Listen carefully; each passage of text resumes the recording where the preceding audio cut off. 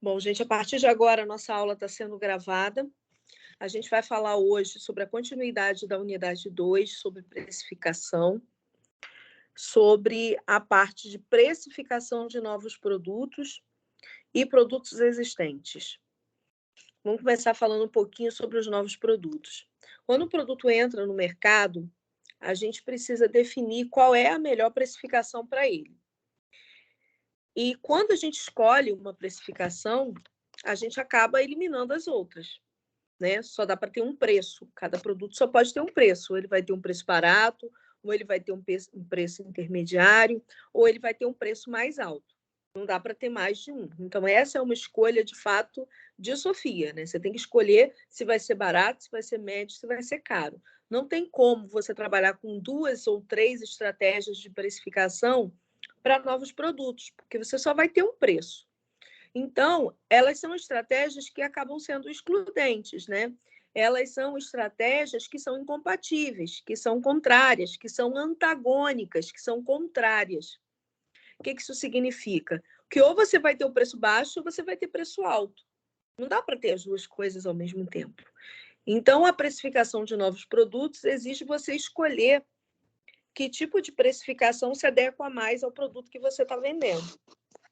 E aí você vai ter que pensar que implicações isso traz para o seu produto, colocar um preço muito baixo ou colocar um preço mais alto.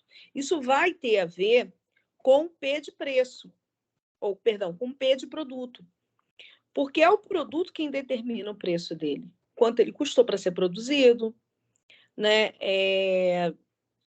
Quais são as possibilidades que você tem relacionadas à embalagem, qual é o peso da tua marca, como se dá a questão da embalagem e da rotulagem. Tudo isso confere mais valor ao seu produto ou menos valor ao seu produto. Então, tudo isso precisa ser ponderado na hora que a gente vai fazer essa escolha. Vamos imaginar que você vai entrar com um preço abaixo da média de mercado, um preço baixo. A gente chama esse tipo de estratégia de penetração, que é quando você coloca um preço baixo para chamar o cliente para a tua marca, né? Então, o preço baixo, de modo geral, atrai uma clientela maior, né? Ele é um preço que visa, como o próprio nome diz, de penetração, de entrar no mercado com mais facilidade. Então, é um preço que vai te propiciar mais pessoas conhecerem o produto que você está vendendo. Então, é um preço abaixo da média de mercado e que, de modo geral, tem uma margem de lucro menor. É um preço mais barato, um produto mais barato, uma margem de lucro menor. Então, você vai ter um ganho unitário, quando você opta pela estratégia de penetração, você vai ter um ganho unitário pequeno, né? Você não vai ter grandes margens de lucro, porque você precisa vender barato. Então, essa é uma estratégia legal se você tem grande capacidade produtiva e se você vai atender o mercado de massa, né? Porque aí sim você entende que tem uma grande demanda, que vai vender bastante, que vai lucrar pouquinho, mas vai vender em quantidade. Então, essa é uma estratégia muito legal quando você tem clientes que são sensíveis a preço. Ou no momento como esse, onde as pessoas, como a gente já falou, estão buscando perdão, um preço mais barato, porque é uma situação econômica mais difícil. Então, o preço de penetração vai te permitir alcançar um mercado maior, né, de mais pessoas. É uma estratégia, de fato, que entram as marcas menos conhecidas, os produtos mais baratos, os produtos que não têm tanto apelo voltado para a qualidade. Então, eles entram com preço de penetração, ou seja, o preço de penetração é abaixo da média de mercado. Então, é uma estratégia viável, incentiva as pessoas a experimentar seu produto, né? Pode atrair a concorrência, isso é um ponto que a gente deve pensar, se vale a pena ou não, né? Mas ele é interessante, desde que você tenha capacidade produtiva para conseguir acompanhar essa demanda. Capacidade de produção para colocar muito produto no mercado, né, em grande quantidade, para poder acompanhar a demanda, porque produto baixo com preço baixo vende mais, então demanda essa capacidade de produção. E a gente está falando de precificação de novos produtos. A gente falou isso aqui em aulas anteriores, que o estágio de crescimento é um estágio onde geralmente as empresas têm dificuldade porque elas crescem e não têm capacidade de entregar. E quando a gente opta por um preço de penetração, isso se potencializa, porque você tem um preço baixo, isso vai fazer com que o teu mercado consumidor vá experimentar o teu produto. Então, se você não tem capacidade produtiva, a estratégia de preço por penetração não é uma das melhores a serem pensadas. É melhor que você fique mais próximo da média de mercado. Que o nosso material não cita a média de mercado, mas que também é uma estratégia. Porque você tem abaixo e acima. Mas no meio da média é onde se localiza o maior número de marcas. As marcas ficam no meio. O que acontece? Alguns autores entendem que você ficar na média do preço do mercado não é estratégia. Eu discordo um pouco disso. Eu acho que quando você precifica, você diz onde você está. E aí estar abaixo é uma estratégia, estar acima é outra estratégia, estar na média de mercado também é escolher. Quando você escolhe, por exemplo, ficar em cima do muro, imparcial numa situação, você também adotou uma posição estratégica, que pode ser mais segura, talvez, de não se arriscar tanto, mas ela também é uma situação estratégica.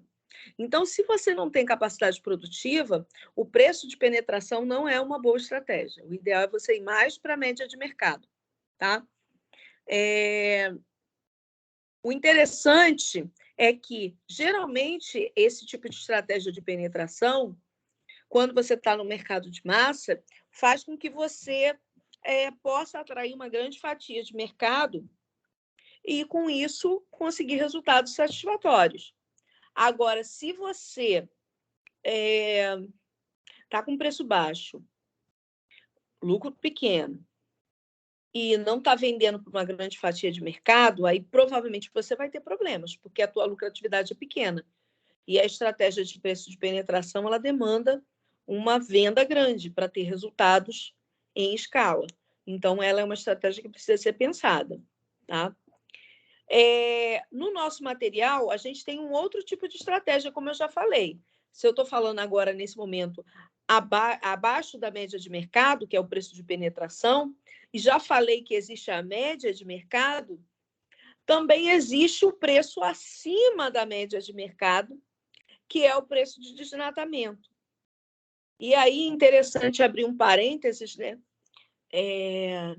Esses termos são traduzidos do inglês, né? Os livros de marketing, eles são escritos em inglês. E aí os autores, o tradutor, e aí possivelmente deve ter sido o tradutor de Kotler, porque o Kotler foi o primeiro autor de grande escala que chegou no Brasil, traduziu esses termos dessa forma, né?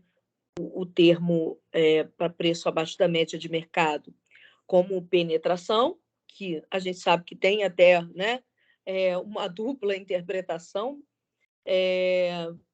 mas a justificativa que já vi em alguns autores que não mudaram é justamente o preço que te permite entrar no mercado com mais facilidade, e aí por isso penetração. E no caso do desnatamento, né, fica realmente, de fato, uma tradução meio louca, porque em inglês essa estratégia se chama skimming, né, de ar, de céu, sky, né, do céu.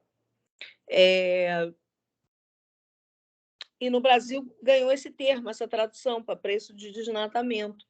E aí os autores, primeiramente, eles explicavam nas primeiras edições de livro que desnatamento vinha de nata do mercado. Nos anos 70, era muito comum a gente usar a gíria, né, a nata, para se referir à alta sociedade. Acho que vocês devem ainda ter escutado alguém falar a nata da sociedade, né? A nata era uma gíria. A nata tem a ver com leite, que é a nata do leite, que a nata fica por cima, quando você ferve o leite, ela fica por cima. Daí veio essa gíria, né, da nata do mercado. E o preço de desnatamento tem a ver com o fato de você atingir essa nata de mercado, essas pessoas que têm dinheiro, as pessoas que têm mais poder aquisitivo. Então, por isso veio esse termo preço de desnatamento.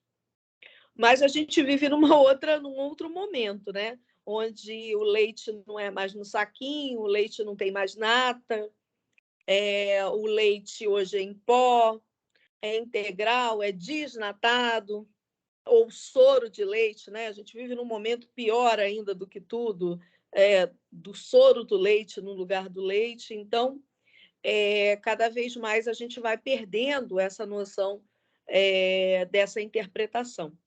Mas, quando vocês ouvirem a palavra desnatamento, entendam que é da nata do mercado, que são das pessoas que têm mais dinheiro dentro do mercado, da elite, enfim. Então, quando a gente fala de estratégia de preço de desnatamento, eu estou falando de um preço acima da média de mercado. Eu estou falando um preço que só quem está no topo, né, financeiramente falando, da pirâmide, é quem consegue comprar esse tipo de produto.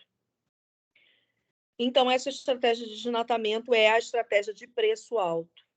Percebam que não é possível um novo produto, não é possível para um produto novo, óbvio, porque a gente está falando de novos produtos, não esqueçam disso. Não é possível você usar um preço de penetração e também um preço de desnatamento. Porque o preço de penetração é, sei lá, R$ 1,99, enquanto o preço de desnatamento é, sei lá, R$ 109. Então, não dá, é 8,80, tá? Ou você está de um lado ou você está de outro. Então, não dá para usar a mesma coisa.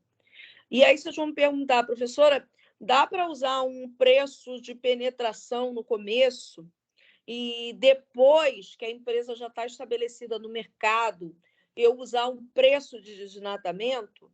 Não, porque desnatamento é quando entra no mercado.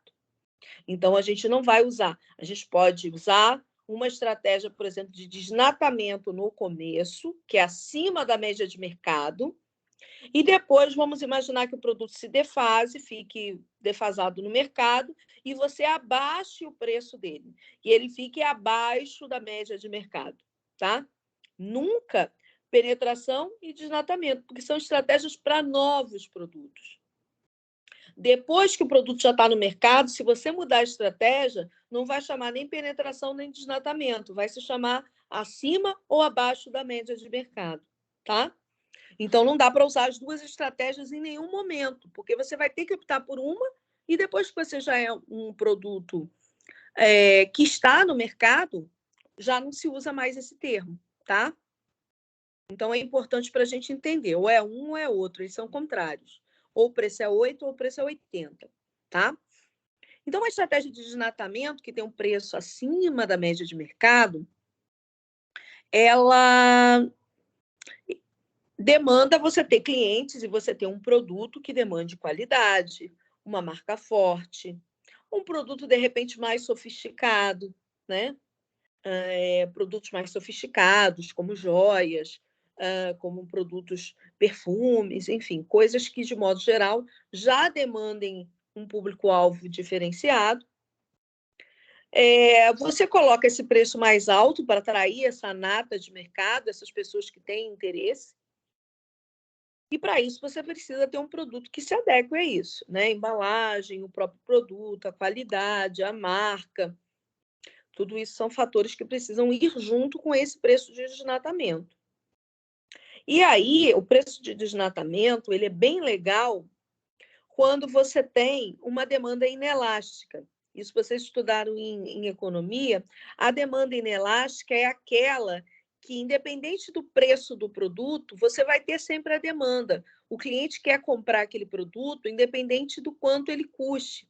O cliente não é sensível a preço como na demanda elástica, que é a demanda de precificação por penetração.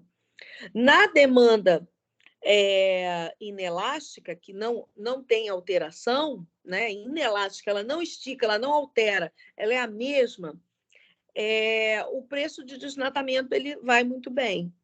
Então, independente do preço que exista, as pessoas sempre vão estar dispostas a comprar carros de luxo, joias, né? Muito pelo contrário, às vezes o preço muito inacessível, ou um tanto quanto inacessível, é o que torna aquela marca desejo. Né? Então, as marcas de grife de luxo, elas trabalham justamente com a história do preço alto. Se um dia ele se popularizar, a marca perde status, perde público, perde interesse. Então, eles trabalham com a história da demanda inelástica. O cliente não é sensível a preço. Muito pelo contrário, ele vai ficar desconfiado se você lançar um produto a um preço mais popular. Ou quando a marca detém uma patente. Por mais que o produto seja caro, mas só você tem, só você sabe fazer daquele jeito, só você detém aquela tecnologia. Né? Então, isso faz com que também você consiga cobrar um pouco mais por isso. Né? Quando você tem um monopólio, que só você consiga produzir, extrair, enfim. Isso faz com que você consiga cobrar mais caro. Bom, óbvio que quando você cobra mais caro, você tem uma margem de lucro maior. Então, você precisa vender menos unidades para lucrar. E segmentos que têm alta lucratividade atraem a concorrência. Só que, como muitas vezes isso... Só um segundo. Tem a ver com a qualidade, não é fácil conseguir qualidade de uma hora para outra. Não é fácil uma marca qualquer falar, vou lançar uma bolsa igual no mesmo status da Louis Vuitton. Isso não se constrói de uma hora para outra. Essas marcas costumam ter 50, 60 anos no mercado. Ninguém chega e já fala, vou vender igual a Louis Vuitton, vou precificar igual e pronto, saindo do nada. Porque a gente está falando de precificação de novos produtos, novas marcas. Então, é difícil construir uma reputação. Quando é um produto que vem de um histórico de uma marca, é muito mais fácil. Agora, quando a marca e a indústria, a empresa inteira surge do zero, trabalhar de desnatamento nem sempre é muito fácil, porque demanda credibilidade, né? Uma outra coisa que também é interessante quando você trabalha com preço mais alto é que isso restringe as pessoas, a quantidade de pessoas que vão te procurar. Isso pode funcionar muito para serviços.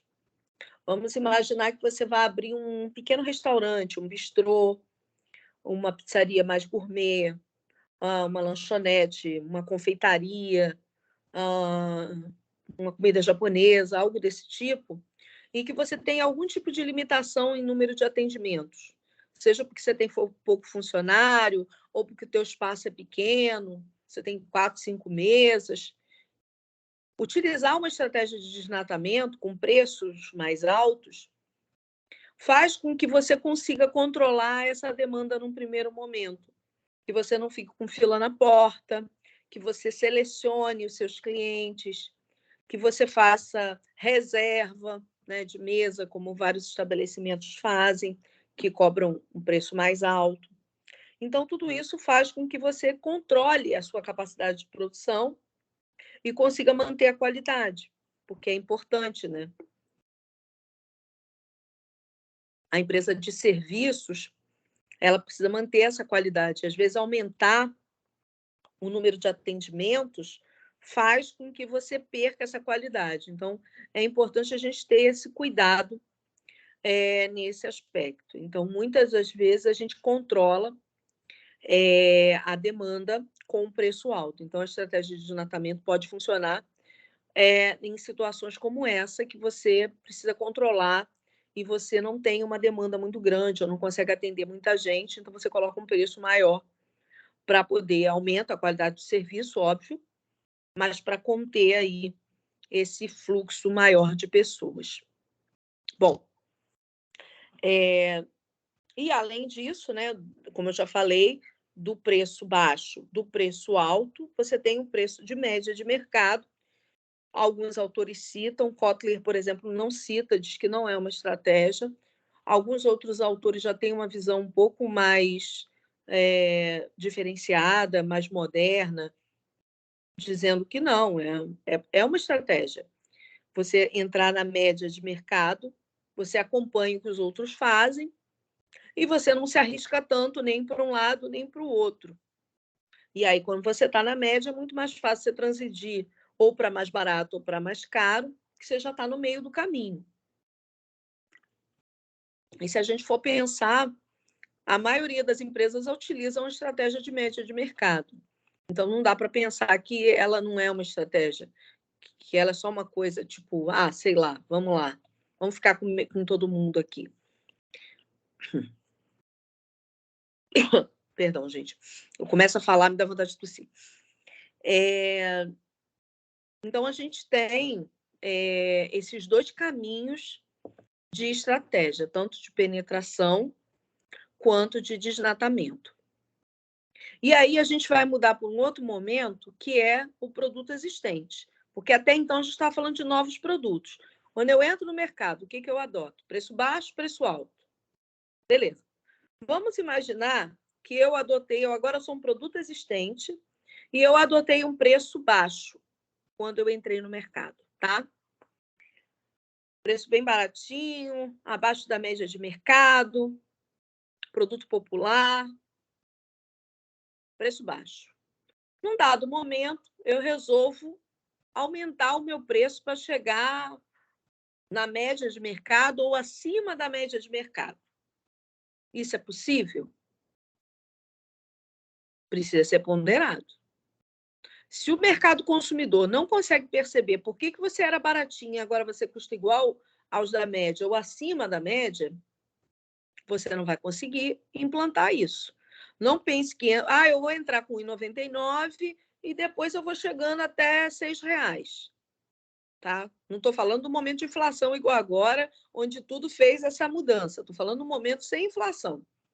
Vou entrar R$1,99, daqui a pouco, quando o consumidor vê, custei R$6, R$7. O consumidor entende. Eu comprava R$1,99 porque era R$1,99, porque ele estava baratinho e eu comprava. Agora, por que esse molho custa, sei lá, vou dar um exemplo, molho de tomate daqueles que a gente compra no sachê, custava 99 centavos e agora quer custar 7? R$7 é o preço do molho Heinz. Por que essa marca agora está custando R$7? O que fez valer esse produto R$7? Entendam, esse processo não é simples, ele não é fácil. Ele precisa ser reconstruído, esse produto precisa ser reconstruído. A marca precisa ganhar destaque, peso de força, né? De marca de qualidade, mudar ingredientes, mudar embalagem, se reinventar para chegar a R$7. Então, sair de penetração para acima da média de mercado é quase que impossível. A gente conta nos dedos empresas que conseguiram fazer isso. Um exemplo que eu vou dar a vocês é a Havaianas. A Havaianas, nos anos 70, era um produto popular, era praticamente a única marca de chinelo, e era um produto altamente popular, com um produto básico, que tinha como slogan: não tem cheiro, não solta tiras, todo mundo usa. Personagens muito populares faziam propaganda dela. Era o chinelo, talvez, o calçado mais barato. E era um calçado voltado para um público de classe baixa. Chinelo Havaianas, ele era, inclusive, sinônimo, as pessoas, né, associavam à pobreza. Então, você estava de chinelo Havaianas, porque era o que existia, não tinha outra marca. Isso significava que você era pobre. Não se tinha o hábito de usar chinelo na praia, na rua, no banco, como a gente tem hoje. As pessoas usavam calçado, né? E o chinelo Havaianas era esse significado, de uma pessoa que não tinha um outro calçado e por isso usava chinelo. Isso era a constituição da Havaianas nos anos 70. Ela tinha preço de penetração, ela entrou no mercado com preço de penetração, ela tinha preço abaixo da média de mercado. Nos anos 90, as Havaianas se ressignificaram. Elas saíram do mercado nos anos 80, se replanejaram, né? Se remodernizaram e vieram com uma nova ideia, com uma nova mentalidade de um chinelo que pudesse ser fashion, né? Até porque a sociedade tinha mudado, as pessoas estavam mais descontraídas, então era já mais cabível a aceitação do chinelo como um calçado de modo geral. Outras marcas começaram a lançar chinelos de grife entre aspas, de marca, e as pessoas começaram a usar chinelo. Por exemplo, Kenner, né? Era um chinelo, ainda existe até hoje, mas era um chinelo, Kenner, a própria Coca-Cola, algumas outras marcas lançaram chinelos, e eram chinelos de grife, e isso fez com que as pessoas começassem a aceitar e a usar o chinelo fora daquele cotidiano de calçado popular. Então, isso deu uma abertura de mercado para que a Havaianas saísse, e ela saiu do mercado, retirou seus produtos do mercado, se reestruturou e voltou com o conceito da Havaianas Top, que era o top, era de top model, porque a garota propaganda era a Gisele Bündchen. Então, por isso o termo Havaianas Top, que eram Havaianas mais coloridas, já muito diferentes daquelas que eram usadas na época dos anos 70, que o Chico Anísio era o garoto propaganda. Então, eles mudaram radicalmente e começaram a vender a ideia de que chinelo podia ser usado em qualquer lugar. Você podia ir para um restaurante, eu lembro de acho que era, não sei se era o Bruno Galhaço, algum galã da novela, num restaurante de calça jeans e de chinelo, e mostrando que podia ir no restaurante de chinelo, podia sair de chinelo, que ele estava super bem calçado, não era problema. Tentando trabalhar aquilo que a gente falou de demanda primária, né? Lembra que a gente falou isso? Enquanto eles não vendessem essa ideia de que chinelo dava para usar para você ir num banco, para você ir na rua e não necessariamente na praia, eles não iam conseguir emplacar a ideia da Havaianas Top, que era um chinelo muito mais caro do que era a Havaianas antes. Então, a Havaianas voltou para o mercado e utilizando um preço acima da média de mercado como um outro tipo de produto. Então, ela precisou se reinventar para conseguir ser aquilo que ela gostaria de ser, né? Mas ela precisou recriar produto, reinventar, renovar a marca, né? Trabalhar com outros garotos propaganda, mudar totalmente a ideia do conceito do produto para então conseguir cobrar mais. É muito diferente você ter um molho de tomate popular e de uma hora para outra você querer mudar o preço dele de R$ 1,99 para R$ 7. Você precisa dar algum tipo de ganho para o cliente. Agora, o contrário é muito mais fácil. Você pode começar com uma estratégia de desnatamento, com preço acima da média de mercado, e depois, ao longo do tempo, você ter uma redução no preço. E isso ocorre, por exemplo, normalmente com produtos de tecnologia. Os produtos de tecnologia, eles entram acima da média de mercado, algumas marcas, e ao longo do tempo eles têm programações de preço para que sejam reduzidos até que eles alcancem aquele preço de retirada de mercado. Então, isso vai acontecer, por exemplo, com o iPhone. Entra, não sei nem quanto custa hoje, vai falar 7 mil, mas acho que 7 mil não deve ser mais. Então, entram com preço bem acima da média de mercado e, no final, quando eles estão em parceria com alguma operadora, ou na Casas Bahia, ou em alguma outra loja, eles acabam tendo a possibilidade de ter essa redução de preço. Então, o que acontece é que essa redução é muito mais natural, porque o consumidor percebe, não, o preço reduziu porque o produto vai ficando defasado em tecnologia, vai entrar um modelo mais novo, ou o preço reduziu porque esse produto era da coleção inverno e aí agora está chegando na coleção verão, então o preço foi tendo uma redução, ele teve uma liquidação, então é normal. Só que as marcas precisam entender até onde elas podem abaixar o preço para também não se popularizarem demais. Então, uma roupa de marca que muda a coleção, ela pode vir até aqui, ela não pode bater no preço popular, ela pode vir até perto. não pode ficar abaixo. A mesma coisa um celular, um produto de tecnologia, o preço popular está aqui, ele vem descendo até onde? Até aqui? Está ótimo. Por quê? Porque se ele passar, ele vai começar a ter alguns problemas em relação à imagem, né?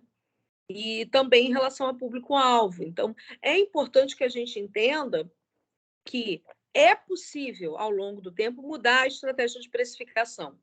É possível, tá? Principalmente quando você está no desnatamento. É mais difícil quando você está no preço abaixo, subir.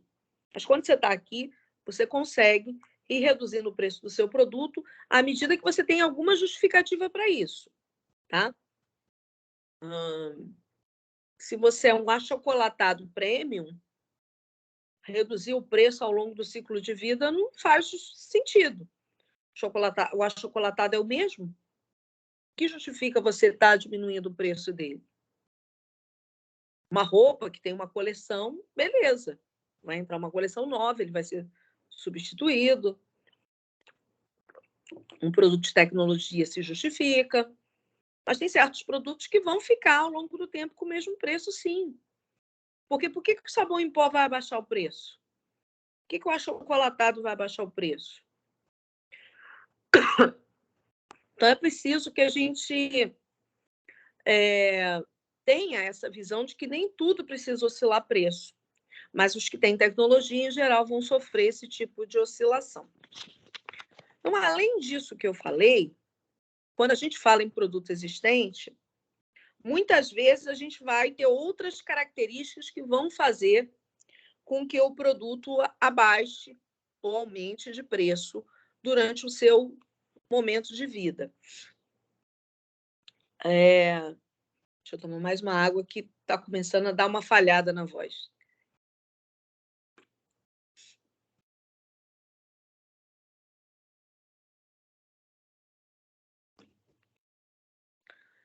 Um desses motivos que fazem com que o produto precise ser repensado é a perecibilidade. O que é perecibilidade? É o grau que aquele produto tem de perder o apelo ou se estragar. No caso de um produto que tenha validade, de perder a validade. No caso de um serviço, de perder o apelo, como, por exemplo, uma reserva para o feriado.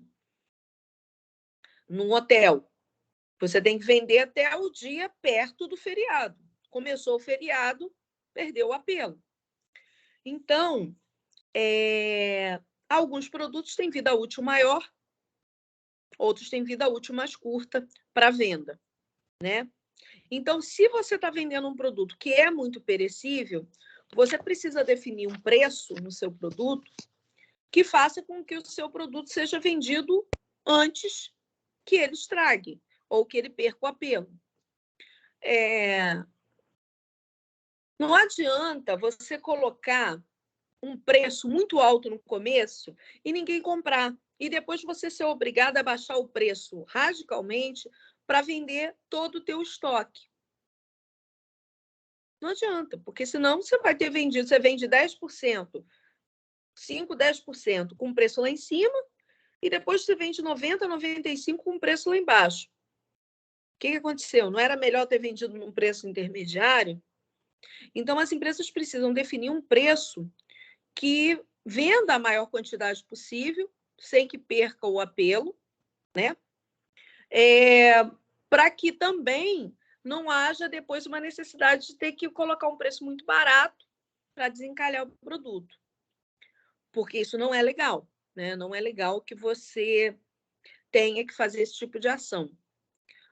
Eu estava vendo outro dia um evento e botou o preço do ingresso lá em cima e, pelo jeito, não deve ter vendido. E depois eles lançaram uma promoção, compre um, ganhe outro. Né? Ou seja, deram uma redução ali pela metade do desconto do valor. Não é legal. Né? Primeiro que as pessoas que já compraram com preço mais alto ficam mega irritadas e insatisfeitas. Abrem margem para ir para a justiça, reclamar, querendo devolver seus ingressos.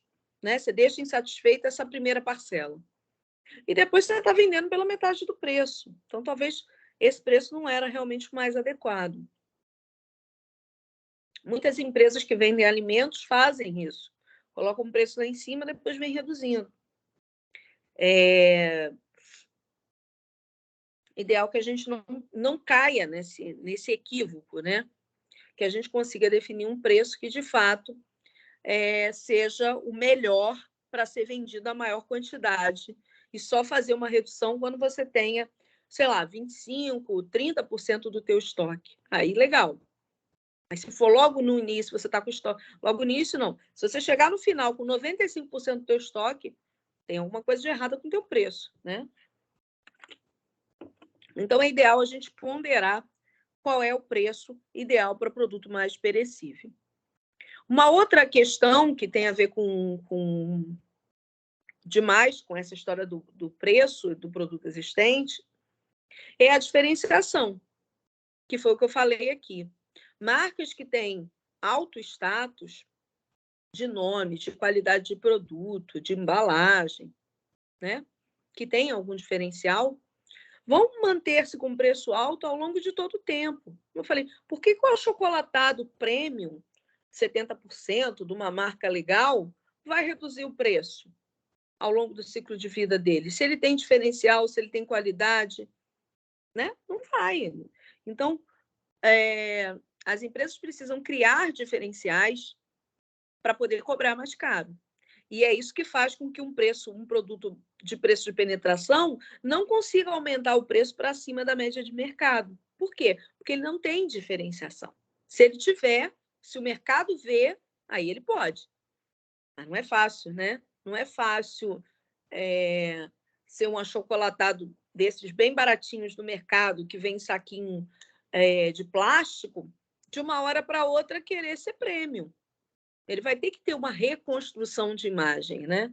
Não é tão simples assim. Agora, se o mercado vê o produto como algo superior, a empresa vai poder sim cobrar um preço a mais. Não de uma hora para outra. Lembrem-se da Havaianas, da reconstrução, né, de todo o processo que foi para chegar lá. Não de uma hora para outra, papum, não vai funcionar. Né? Então, as empresas, de modo geral, tentam desenvolver diferenciais nos seus produtos para que elas consigam ter vantagem, aumentar a lucratividade, a margem de lucro. Né? É possível, sim, desde que você tenha esse compromisso com a qualidade e que o seu produto consiga transmitir aquela qualidade que o cliente espera, e aí você pode ir gradativamente aumentando o seu preço até aquele momento. É raro? Muito raro. Muito raro. Mas a diferenciação é alguma coisa que, por exemplo, é exigida para quem quer trabalhar com preço de desnatamento. Se no começo, no lançamento do seu produto, você não tiver diferenciação em relação aos seus concorrentes, não dá para ter estratégia de desnatamento, não dá para ter um preço alto, acima da média de mercado. A diferenciação é a primeira coisa que precisa ser desenvolvida para que você construa. E, por fim, a gente volta naquela temática que a gente falou na unidade 1, que é a história do ciclo de vida de produtos, que vocês devem lembrar. Um produto tem 4 ciclos de vida, estágios de ciclo de vida: introdução, primeiro estágio; crescimento, segundo estágio; maturidade e, por fim, o declínio. Então, são 4 etapas que o produto passa durante o tempo dele de vida útil no mercado, teoricamente. Não necessariamente ele é obrigado a passar pelas 4, como a gente já falou na aula que a gente teve sobre isso. Mas o fato é, a cada momento do ciclo de vida, talvez estratégias de preço diferentes precisem ser pensadas. Muitas vezes isso vai variar, muitas vezes não. Muitas vezes um produto é um produto premium, ele é premium e tem um preço de desnatamento no início, ele tem um preço de desnatamento quando ele cresce no mercado, na etapa 2, ele tem um preço de desnatamento acima da média de mercado, né, na etapa 3, quando ele está em maturidade, e ele tem um preço de desnatamento quando ele sai do mercado, se isso acontecer, né? Muitas vezes a empresa retira do mercado para substituir por um outro, ou porque o produto já não é necessariamente necessário no mercado, enfim. Mas ele pode variar. Como, por exemplo, a gente deu o exemplo de um produto de tecnologia. Então, ele pode entrar com preço de desnatamento no estágio inicial de introdução, preço acima da média de mercado. Ele pode, ao longo do tempo, quando ele cresce, continuar com esse preço, porque aí é o momento em que ele está crescendo, né? Depois, quando ele atinge a maturidade e provavelmente ele já está sendo pensado para ser substituído por um próximo, ele já começa a pensar em reduzir um pouco o preço desse produto, de modo escalonado, até que ele saia no estágio 4 de declínio, né? Então, esse preço pode variar dentro dessa lógica, né? Então, a gente precisa entender qual é a pegada do nosso tipo de produto, que negócio é, que segmento eu estou, o que é a praxe fazer, para entender como eu devo me comportar. Bom, o que a gente sabe é que no estágio de introdução, a gente vai adotar uma estratégia de penetração ou de desnatamento. Essa é a primeira lógica, ou ficar na média de mercado, né? Quando o produto entra no estágio de crescimento, que é a etapa 2, a gente sabe que a concorrência tende a entrar, né? Tende a acompanhar a gente, e aí a gente pode ou continuar com o nosso preço alto, se a gente já estava com preço alto, ou, né, a gente pode abaixar o preço desse produto para poder se diferenciar da concorrência, se a gente não consegue ganhar em diferenciação. E aí, né, a empresa vai buscar esse crescimento, ganhando novos clientes, enfim, buscando mercado mais específico durante a maturidade, né? Talvez no estágio de maturidade o preço possa ser um diferencial, tanto no caso do baixo quanto no caso do alto, isso vai depender de um produto. Existem produtos maduros, tanto que trabalham com estratégias de preço abaixo da média de mercado, são produtos populares, como a gente tem produtos maduros com preços acima da média de mercado, em segmentos de carros de luxo, por exemplo. Não faz muita diferença. E aí, no estágio de declínio, a gente vai entender, né, se ou vai buscar um preço mais barato, porque aí a empresa entende que o produto está realmente saindo do mercado, seja porque ele está tendo uma defasagem tecnológica programada, normal, ou seja porque a marca, né, e o produto está indo procurar por uma nova tecnologia, um Blu-ray da vida, né? Então, a gente não sabe exatamente, mas, de qualquer forma, quando o produto começa a perder um apelo, ele já não é tão interessante para a sociedade, tem que abaixar o preço. Isso é meio que óbvio, né? Alguma coisa tecnológica que talvez a gente já não use tanto, se ainda está disponível no mercado, exceto se for para um nicho, né? Por exemplo, a vitrola, a gente falou, hoje ela está numa segmentação de precificação alta, não baixa. Mas quando ela saiu do mercado lá atrás, o preço realmente despencou, porque ninguém queria, né? Então, a lógica era outra. Então, a empresa ela tem esse caminho a adotar aí, né? E ela não necessariamente precisa reduzir o preço ou subir o preço durante o ciclo de vida. Ela pode também manter um preço estável ao longo de todo o seu ciclo de vida. Não é uma obrigatoriedade ter que migrar, subir ou descer, né? O mais correto e o que a maioria das empresas usam é uma lógica de mercado. Eu entrei, tem um produto abaixo da média de mercado, sei lá, molho de tomate predileta, custa 99 centavos. Vou virar 99 centavos ou correções de inflação ao longo do tempo. Não preciso fazer variação. Tem um carro de luxo importado, sei lá, Mercedes. Aqui em cima, estágio de desnatamento, ele entrou, vai reduzir, vai aumentar? Não, ele vai manter. não necessariamente você precisa mudar a estratégia radicalmente. É claro que o preço se corrige em virtude da inflação, mas, de modo geral, não há uma necessidade, uma obrigatoriedade de mudança estratégica. Tá? Com isso, a gente encerra a parte de penetração, de estratégias de precificação de novos produtos e produtos existentes.